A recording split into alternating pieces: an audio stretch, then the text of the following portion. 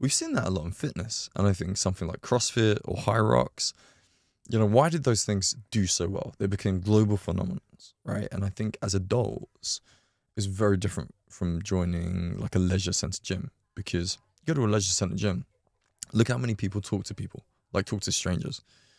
And it's almost looks like a solo pursuit. It's odd for me to go there, because in my mind, I know what my gym used to look like, and it didn't look like that. You know, people would come in and they go, "Hey, Marco, how you doing, man? How's your day? What's that thing you're working on?"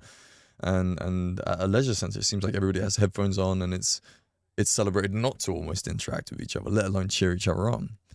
And then you got this CrossFit kind of culture come in, and I think for a lot of adults, it was the first time they went to a third space. It wasn't home, and it wasn't their work. And they turned up, and it was exhilarating. It was exciting. There's elements of danger is probably not the right word, but it is exhilarating. Throwing a load of weight over your head, or trying to muscle up over a bar, or whatever it might be. Jumping on a box for a lot of people is terrifying, you know, because last time we did that, we were probably 10 years old. And there's a huge amount of trust, you know, trust in the coaches, trusting in the other people, trusting in the environment. But there's a massive social cheering factor, and people are clapping each other on, and they're clapping the last person to finish the workout. And that's a genuinely nice culture for people to kind of experience. And I think you see it a lot with the community-focused fitness services that are out there. Like, you know, HYROX is a really good example.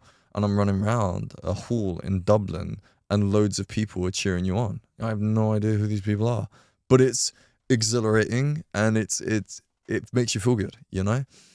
And I think 100%. I hear so many people saying that. I had the funniest, one of my neighbors is like the funniest lady in the world. She went up there to watch one of the mums. So there's 4 mums that are really good friends. One of them is my wife, and she, our neighbor, went up to the London Marathon to watch one of the mums do the London Marathon, and then watching everybody. And she said something so funny. So obviously a lot of people are running the marathon for charity, and they have their names on their vest. And obviously as you run past, everybody's going, "You can do this, Marco, keep going, you know?"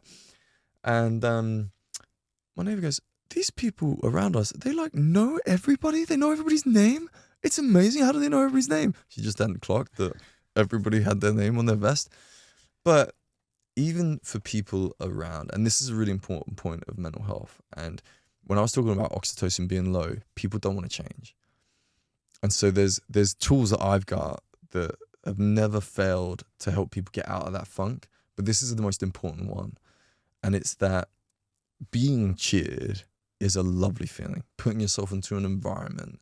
And even if you needed a friend who's really annoying like me, taking you, dragging, kicking and screaming, dragged to a rock climbing center, mountain biking. There's a million examples of what fits into that ETS system. But the one thing that is almost never failed, and that a lot of people miss, is that being cheered is really good for you. Cheering other people is really good for you as well. And so when you are in a terrible state, and where this works really well is where you haven't managed to get yourself to a point where you can talk to somebody about it, and you don't have a relentless friend like me who's going to bang on your door and try and help you regardless of what you say to me. The thing that I would love everybody to remember is that the most selfless thing you can do is probably the most selfish thing you can do as well, in terms of helping yourself get out of that funk.